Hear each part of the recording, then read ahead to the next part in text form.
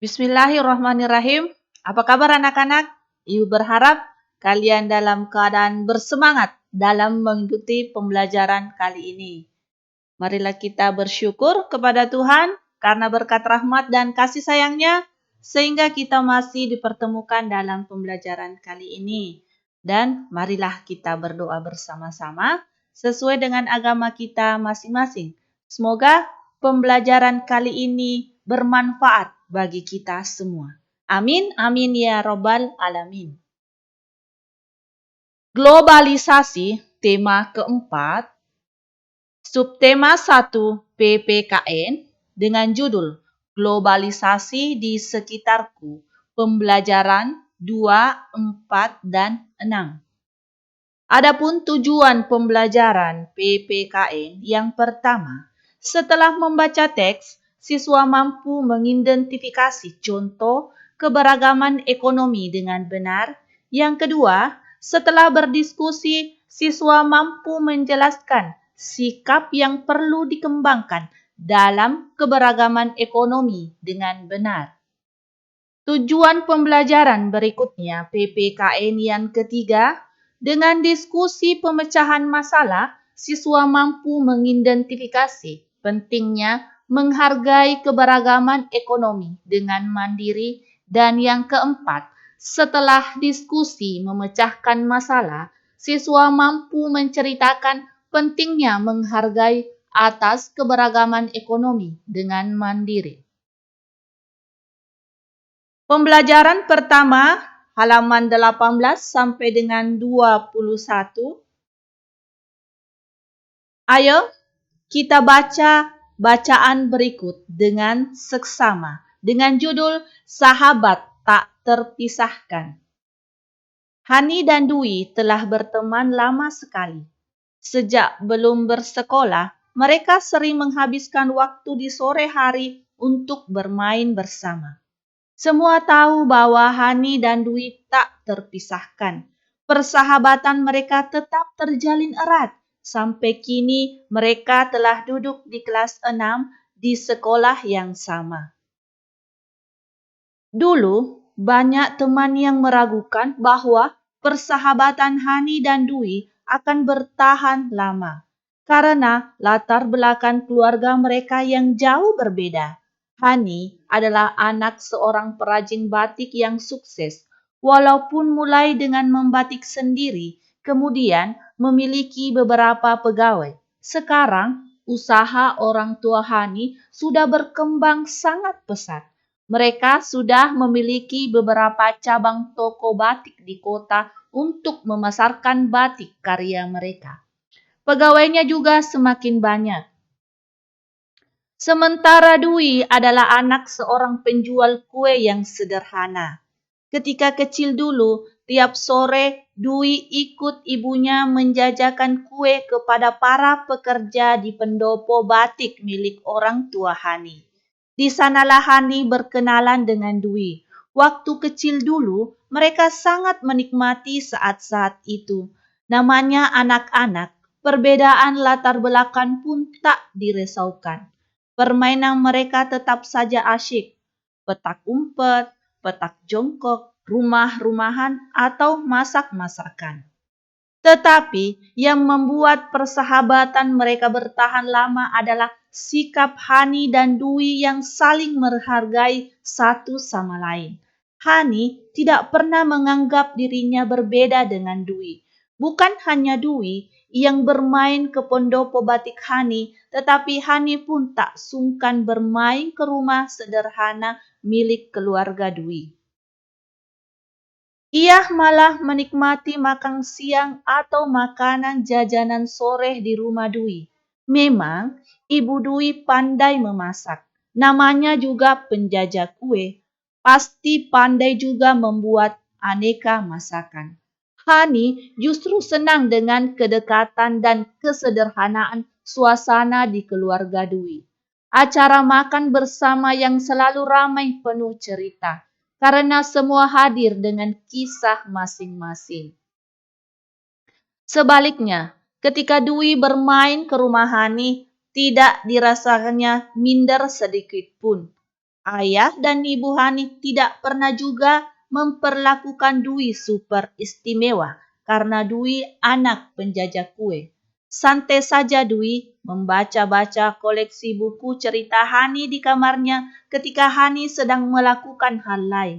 Kadang-kadang Dwi pun ikut membantu ketika Hani harus melipat-lipat batik dan memasukkannya ke dalam plastik sebelum siap dikirim ke toko. Dwi kagum dengan Hani dan keluarganya. Walaupun banyak pegawai, Hani dan saudara-saudaranya tetap terlibat untuk membantu usaha orang tuanya. Membantu sesuai dengan kemampuan. Terlihat bahwa mereka meraih sukses memang karena kerja keras. Begitulah sahabat.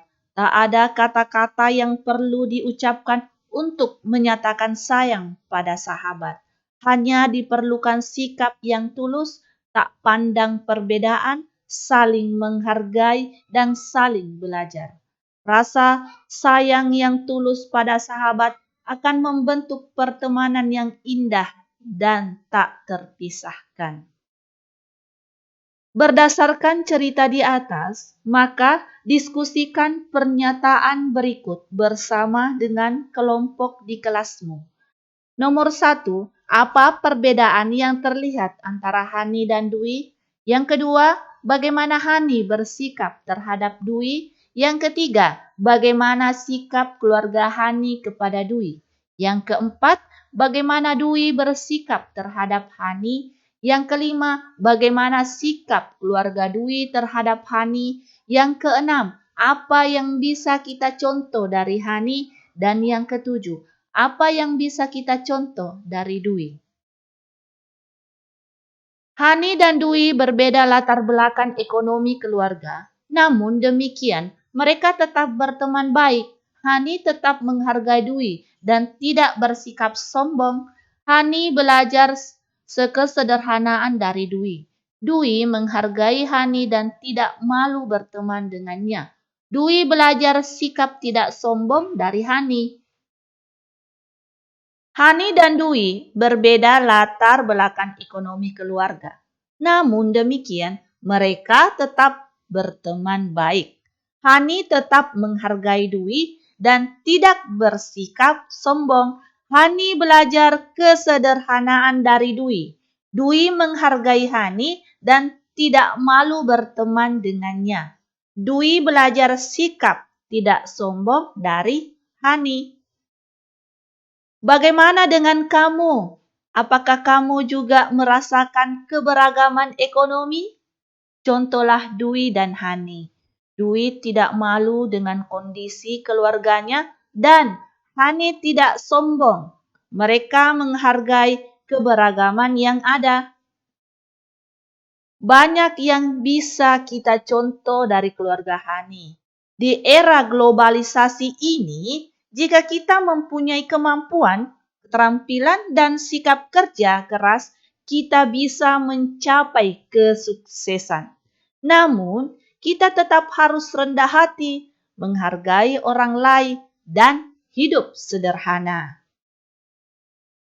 Sekarang, kita masuk pembelajaran yang keempat pada halaman 32 sampai dengan 33. Di era globalisasi ini, banyak sekali barang-barang dari dalam dan luar negeri yang bisa kita temui. Masyarakat bisa memilih barang-barang sesuai dengan keperluannya dan tingkat ekonominya. Tingkat ekonomi yang berbeda bisa disebut keberagaman ekonomi. Setiap orang dilahirkan dengan perbedaan dari Tuhan, termasuk dalam hal ekonomi, keterampilan, pendidikan, dan sikap akan mempengaruhi kondisi perekonomian seseorang. Kita harus saling menghargai semua orang dengan keberagaman ekonomi yang berbeda. Ketika keluarga kita cukup berada, janganlah sombong, bantulah yang membutuhkan. Jika keluarga kita masih kekurangan, jangan malu dan iri dengan mereka yang mampu. Teruslah berusaha dan tingkatkan kemampuan diri. Sekarang kita masuk pembelajaran ke-6 pada halaman 48 sampai dengan halaman 49. Perhatikan cerita di bawah ini. Lani adalah siswa kelas 5 SD Nusantara. Ia dikenal sebagai anak yang pintar dan rajin membaca. Ia juga rajin sekolah dan selalu menyelesaikan tugas sekolah tepat waktu. Nilai-nilai ulangannya selalu berada di atas rata-rata nilai teman-teman di kelas. Selain itu, ia juga sangat ramah, ceria, dan suka membantu teman-teman yang mengalami kesulitan saat mengerjakan tugas sekolah. Hingga pada suatu hari, Lani sedang memakan bekal sekolahnya di kantin sekolah. Beni datang mendekatinya. Beni, Lani, kuemu tampak enak. Sini aku mau kuemu. Lani, ini setengah saja ya, karena aku lapar. Tadi pagi aku bangun kesiangan, jadi tidak sempat sarapan.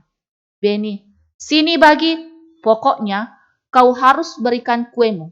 Lihat tuh baju seragammu sangat kumal, sepatumu juga sobek. Berikan kuemu. Lani tertegun mendengar perkataan Beni. Ia baru menyadari bahwa dirinya memang hanya seorang anak miskin penjajah kue keliling. Ayahnya pekerja serabut yang tidak menentu penghasilannya. Lani memandangi sepatunya yang tampak mulai memegang. Juga seragam sekolahnya yang tidak lagi terlihat warna aslinya. Sejak hari itu, Lani kemudian menjadi anak yang pemurung. Ia tampak selalu sedih dan tidak lagi bersemangat untuk pergi ke sekolah. Sejak hari itu, Lani kemudian menjadi anak yang pemurung. Ia tampak selalu sedih dan tidak lagi bersemangat untuk pergi ke sekolah. Nah, sekarang diskusikan pertanyaan berikut bersama teman dalam satu kelompok kecil. Yang pertama, bagaimana karakter tokoh Lani dan Beni? Yang kedua, bagaimana sikap Beni kepada Lani? Apa yang harusnya Beni lakukan? Jelaskan dan berikan alasan. Yang ketiga, bagaimana sikap Lani setelah Beni menghinanya? Apa yang sebaiknya Lani lakukan? Jelaskan dan berikan alasan. Tuliskan jawabanmu berdasarkan hasil diskusi kelompok. Kalian bisa saling berbagi jawaban dengan teman dari kelompok lain. Kita diciptakan Tuhan Yang Maha Esa dengan segala kelebihan dan kekurangan, dan dengan bakat serta potensi yang berbeda-beda. Perbedaan kemampuan dan perbedaan ekonomi tersebut hendaknya tidak menjadi sumber perpecahan. Perbedaan tersebut juga tidak perlu memengaruhi rasa percaya diri. Terus berusaha, kenali potensi diri, kembangkan bakat yang dimiliki untuk menutupi kekurangan diri, serta selalu tampil percaya diri. Demikianlah pembelajaran kali ini. Semoga bermanfaat bagi kita semua. Dengan ucapan Assalamualaikum warahmatullahi wabarakatuh dan tetap semangat.